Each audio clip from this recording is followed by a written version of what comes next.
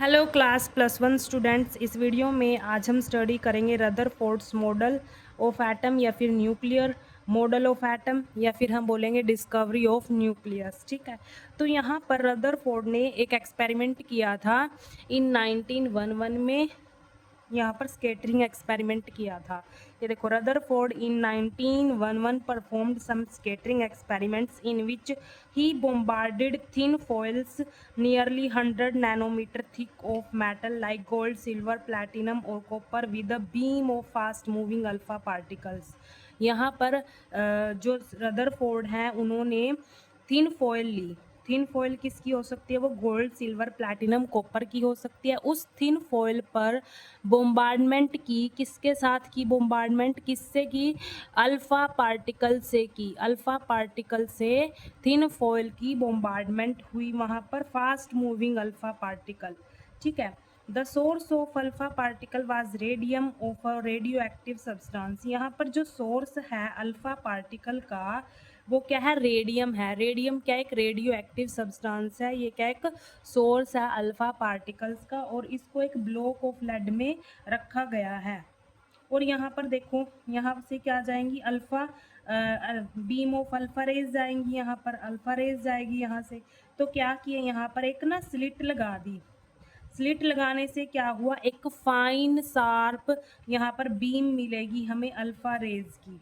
ठीक है, ताकि वो शार्प अल्फा रेज की हमें बीम मिले, इसीलिए यहाँ पर बीच में क्या लगा दी? एक स्लिट लगा दी। ठीक है, ये क्या हमारी अल्फा रेज जा रही है। रेडियम सोर्स है अल्फा रेज का। ठीक है, अल्फा पार्टिकल्स का। तो यहाँ से क्या जा रही है? अल्फा रेज जा रही है। और ये हमारे पास क्या है? थिन फॉयल है। ये क्या है हमारे पास? ब्लैक ब्लैक दिखा रखा है मैंने। ये क्या है? थिन फॉयल है। ये हम कोई सी मेटल का ले सकते हैं, गोल्ड, सिल्वर, प्लैटिनम, कॉपर का।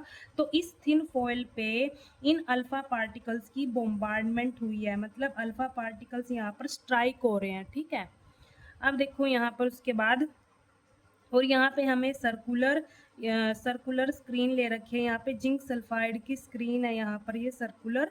तो इससे डिटेक्ट करेंगे यहाँ पर अल्फा पार्टिकल्स को। ठीक है, उसके बाद देखो यहाँ पर slit were use to get a fine beam. Slit क्यों यूज़ की हमने? ताकि हमें एक शार्प बीम मिले अल्फा पार्टिकल्स की। The presence of alpha particle at any point around the thin foil of gold after striking it was detected with the help of circular zinc sulphide screen. जो यहाँ पर alpha particles यहाँ पर strike होंगे, strike होने के बाद वो हम डिटेक्ट करेंगे। किससे डिटेक्ट करेंगे? इस सर्कुलर जिंक सल्फाइड स्क्रीन से डिटेक्ट करेंगे यहाँ पर। ठीक है, the point eight which alpha particle strikes this screen a flash of light is given out. यहाँ पर देखो, अल्फा पार्टिकल स्ट्राइक होने के बाद देखो यहाँ पर जिस भी पॉइंट पर अल्फा पार्टिकल स्ट्राइक होंगे, यहाँ पर देखो, यहाँ पर स्ट्राइक होंगे, फिर उसके बाद डिफ्लेक्ट होंगे यहाँ पर।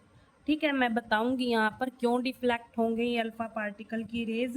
देखो यहाँ पर जो ये मेटल की थिन फॉयल है, इस पर अल्फा पार्टिकल स्ट्राइक हुए। स्ट्राइक होने के बाद कुछ तो डिफ्लेक्ट होगी अल्फा पार्टिकल्स और कुछ सीधे चले गए यहाँ पर। ठीक है, अब इस स्क्रीन पर जिस भी पॉइंट पर अल्फा पार्टिकल स्ट्राइक होंगे वहाँ पर हमें एक फ्लैश ऑफ लाइट ऑब्जर्व होगा। वहाँ पर क्या होगा? Flash of light. जिस भी पॉइंट पर अल्फा पार्टिकल स्ट्राइक होंगे वहाँ पर फ्लैश ऑफ लाइट ऑब्जर्व होगा। जैसे यहाँ पर स्ट्राइक हुए, देखो यहाँ पर, यहाँ इस थिन फॉइल से स्ट्राइक होने के बाद यहाँ डिफ्लेक्ट हुए, तो यहाँ पर स्ट्राइक हुए, यहाँ फ्लैश ऑफ लाइट ऑब्जर्व हुआ, यहाँ पर ऐसे ही, यहाँ यहाँ यहाँ। ठीक है, तो फ्लैश ऑफ लाइट ऑब्जर्व होगा, उससे हम डिटेक्ट कर सकते हैं कि अल्फा पार्टिकल कहाँ कहाँ डिफ्लेक्ट हुए हैं। ठीक है, अब देखो ऑब्जर्वेशन क्या मिली हमें इस एक्सपेरिमेंट से। Most of alpha particle passed through the foil without any deflection. कुछ पार्टिकल्स क्या हुए? स्ट्राइक होने के बाद ऐसे ही सीधे चले गए, उनमें कोई डिफ्लेक्शन नहीं हुई, वो सीधा ही चले गए। ठीक है, उनके रास्ते में कुछ होगा नहीं, है ना, कुछ प्रेजेंट होगा ही नहीं, इसीलिए वो क्या करे, कुछ भी डिफ्लेक्शन नहीं हुई उनमें, वो सीधे ही चले गए यहाँ पर, जैसे ये दिखा रखा है, ये अल्फा पार्टिकल सीधे चले गए ये वाले, ठीक है। कुछ क्या हुए, few particles deflect through small angles, कुछ पार्टिकल्स क्या हुए यहाँ पर स्ट्राइक होने के बाद, देखो इस फॉइल पर स्ट्राइक होने के बाद कुछ स्मॉल एंगल से यहाँ पर डिफ्लेक्ट हो गए, देखो ऐसे आ रहे थे अल्फा पार्टिकल्स और स्ट्राइक होने के बाद ऐसे डिफ्लेक्ट हो गए यहाँ पर, ठीक है, स्मॉल एंगल से डिफ्लेक्ट हो गए, ऐसे ही यहाँ पर ऐसे आ रहे थे अल्फा पार्टिकल, स्ट्राइक होने के बाद यहाँ पर ऐसे डिफ्लेक्ट हो गए, स्मॉल एंगल से क्या हुए, डिफ्लेक्ट हो गए। और कुछ पार्टिकल्स क्या हुए, बैक बैक डिफ्लेक्ट हुए, very few particles were deflected back through an angle greater than 90 degree. कुछ पार्टिकल्स क्या हुए, इस फॉइल पर स्ट्राइक होने से वापस डिफ्लेक्ट हो गए, देखो यहाँ पर ये दिखा रखा है मैंने, ये दिखा रखा है, कुछ पार्टिकल्स क्या हुए, डिफ्लेक्ट हो गए वापस, ठीक है, बैक डिफ्लेक्शन शो करी यहाँ पर, जिस भी पॉइंट पर यहाँ पर ये स्ट्राइक होंगे वहाँ पर हमें फ्लैश ऑफ लाइट ऑब्जर्व होगा।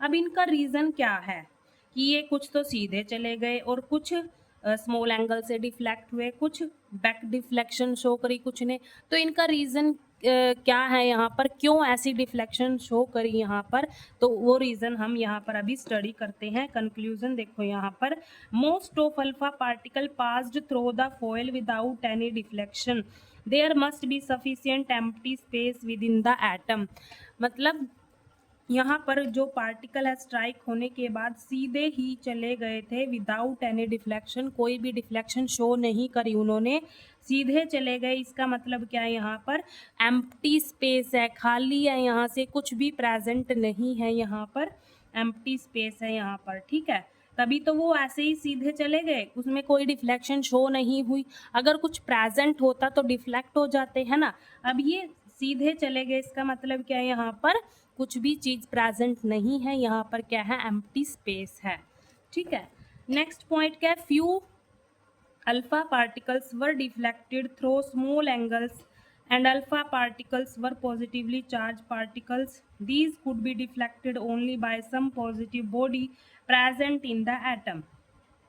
देखो हमें पता है कि अल्फा पार्टिकल्स होते हैं उन पर क्या होता है, पॉजिटिव चार्ज होते हैं, ठीक है, पॉजिटिव चार्ज होता है। अब ये स्मॉल एंगल से यहाँ पर जो भी स्मॉल एंगल से डिफ्लेक्ट हुए, स्ट्राइक होने के बाद जो भी स्मॉल एंगल से यहाँ पर डिफ्लेक्ट हुए हैं, ये क्या है, अल्फा पार्टिकल की रेज ही तो है ना, क्यों डिफ्लेक्ट हुए यहाँ पर, ये क्यों दूर गए, मतलब यहाँ से सीधे क्यों नहीं गए, ये ऐसे डिफ्लेक्ट क्यों गए, इसका मतलब क्या है, यहाँ पर एटम के अंदर कोई पॉजिटिव चार्ज वाली बॉडी प्रेजेंट है, रिपल्सन हुई है ना, रिपल्सन की वजह से ये दूर चले गए, डिफ्लेक्शन शो करी इन्होंने, ठीक है, स्मॉल एंगल से डिफ्लेक्शन, मान लो यहाँ पर क्या है, यहाँ पर क्या है, पॉजिटिव चार्ज बॉडी है, तो ये दूर ऐसे डिफ्लेक्ट हो गए, रिपल्सन हुई, क्योंकि अल्फा पार्टिकल के ऊपर भी क्या है, पॉजिटिव चार्ज है, अब ये दूर क्यों गई, रिपल्सन किस में होती है, जब लाइक चार्जेस होते हैं, इसका मतलब यहाँ पर बॉडी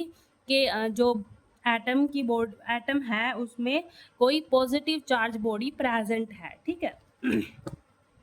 तो यही लिखा हुआ है, there could be deflected only by some positive body present in the atom, कुछ पॉजिटिव चार्ज वाली बॉडी प्रेजेंट हो सकती है तभी वो स्मॉल एंगल से डिफ्लेक्ट हुए, ठीक है, रिपल्शन की वजह से। नेक्स्ट पॉइंट देखो यहाँ पर क्या है, some alpha particles were deflected back, कुछ पार्टिकल्स क्या हुए थे, बैक डिफ्लेक्ट हो गए थे। Alpha particles are heavy particles, ये हमें पता है कि जो अल्फा पार्टिकल्स है उन पे पॉजिटिव चार्ज होता है, वो हैवी पार्टिकल्स होते हैं।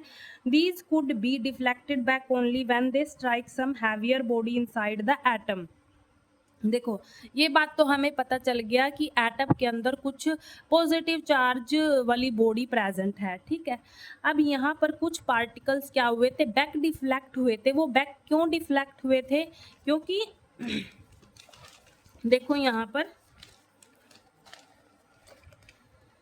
पर इस पे स्ट्राइक होने के बाद यहाँ पर मतलब इसमें जो ये मेटल है इसमें कोई एटम है, एटम के अंदर क्या होगा, कोई हैवी बॉडी प्रेजेंट होगी, है ना।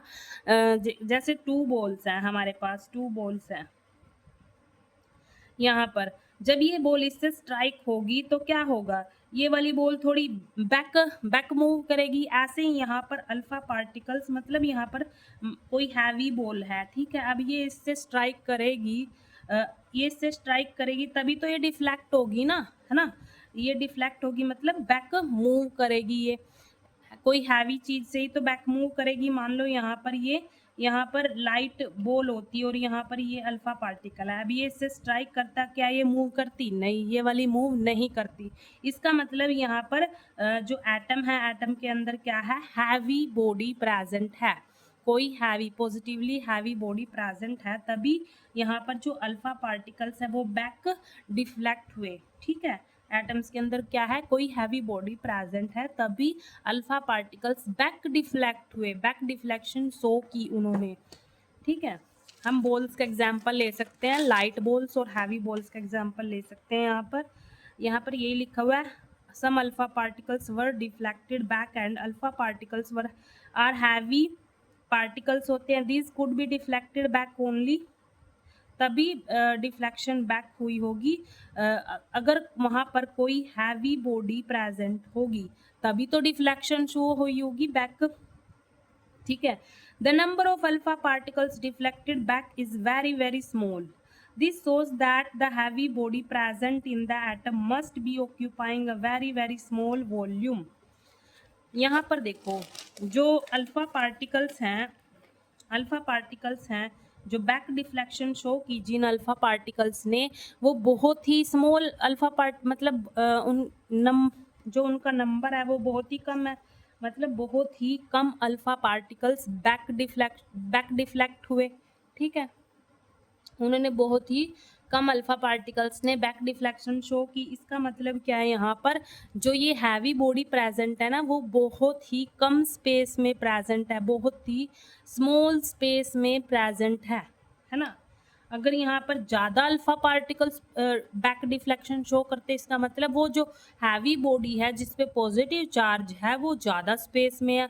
अब यहाँ पर क्या दिखा हुआ, मान लो यहाँ पर 2 अल्फा पार्टिकल्स बैक डिफ्लेक्ट हुए, तो इसका मतलब क्या है, जो हैवी बॉडी है जिस पर पॉजिटिव चार्ज है वो एटम के अंदर बहुत ही कम स्पेस में प्रेजेंट है, बहुत ही स्मॉल स्पेस में प्रेजेंट है वो, ठीक है। उसके बाद देखो यहाँ पर जो वो हैवी बॉडी है उसने बहुत ही स्मॉल वॉल्यूम ऑक्यूपाई कर रखा है एटम के अंदर, ठीक है। The small heavy positively charge body present with in the atom was called nucleus. जो ये एटम के अंदर जो small positively heavy body present है उसको किस चीज़ का नाम दिया गया, न्यूक्लियस का नाम दिया गया। यहाँ पर इसको न्यूक्लियस का नाम दिया गया, ऐसे न्यूक्लियस की डिस्कवरी की गई, ठीक है।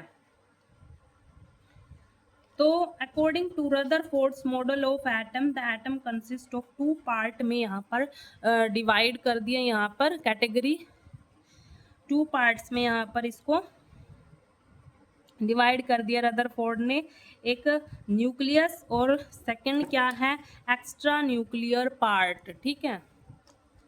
तो फर्स्ट देखो यहाँ पर ये डायग्राम दिखा रखा है, यहाँ पर जैसे ये अल्फा रेज है, मान लो ये मेटल की फॉइल है, कोई थिन फॉइल है, उसमें ये एटम प्रेजेंट है, ये अल्फा रेज देखो कुछ तो क्या हुए सीधे जा रहे हैं, कुछ अल्फा पार्टिकल्स क्या जा रहे हैं सीधे विदाउट एनी डिफ्लेक्शन, इसका मतलब यहाँ पर एम्प्टी स्पेस है ना, ये पार्टिकल्स ऐसे सीधे ही जा रहे हैं, ठीक है। और कुछ पार्टिकल्स देखो यहाँ पर ऐसे डिफ्लेक्ट हो गए, ऐसे स्मॉल एंगल से डिफ्लेक्ट हो गए। अब हमें पता है अल्फा पार्टिकल पर पॉजिटिव चार्ज होता है, तो ये डिफ्लेक्ट क्यों हुए, क्योंकि यहाँ पर भी कोई पॉजिटिव चार्ज वाली बॉडी प्रेजेंट है, रिपल्शन की वजह से वो डिफ्लेक्ट हो गए, ठीक है।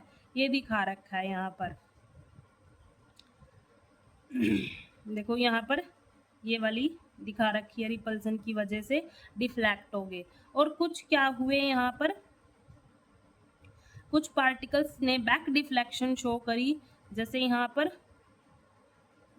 कुछ पार्टिकल्स क्या करें, बैक डिफ्लेक्शन शो करी यहाँ पर, तो उन पार्टिकल्स ने बैक डिफ्लेक्शन शो क्यों की यहाँ पर, क्योंकि यहाँ पर कोई एटम के अंदर हैवी बॉडी प्रेजेंट होगी तभी बैक डिफ्लेक्शन शो ही, ठीक है।